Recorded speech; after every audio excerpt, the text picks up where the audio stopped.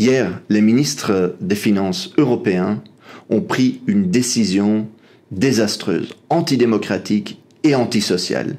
C'est quoi? C'est la réactivation du fameux pacte austéritaire, pacte de stabilité. En fait, ce sont les règles de l'Union européenne qui étranglent les budgets et les dépenses des États. Au nom de la réduction de la dette, au nom de la réduction du déficit budgétaire. Vous voyez, c'est un peu les critères de Maastricht. Peut-être que vous avez entendu parler. Or, ce sont ces règles-là, l'austérité, qui font que l'Union européenne dit aux États, écoutez, coupez dans vos soins de santé, coupez dans vos dépenses pour les pensions, ou privatisez ceci, voilà, n'investissez pas trop dans vos services publics, par exemple. Donc ce sont des règles antisociales qu'on essaye de faire passer vite, juste avant les élections. C'est inacceptable. Les règles seront même plus strictes qu'avant. Le Financial Times, grand journal financier international, le dit, Bruxelles serre les règles. Et pourquoi? Entre autres parce que ils introduisent un nouveau critère, celui des dépenses publiques. Donc on avait déjà le critère de la dette, on avait le critère du déficit public, et maintenant on aura les dépenses publiques. Donc c'est combien est-ce qu'en net l'État dépense.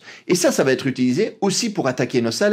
Déjà cette année, j'ai été regarder un peu les recommandations de l'Union européenne à la Belgique. À la page 5, qu'est-ce qu'on lit? L'Union européenne s'inquiète de l'augmentation des dépenses publiques due à l'indexation automatique des salaires et des prestations sociales dans le secteur public. En d'autres termes, ce nouveau paquet va être utilisé pour attaquer nos salaires aussi. Nous ne pouvons pas faire passer ceci. Basta, non à l'austérité.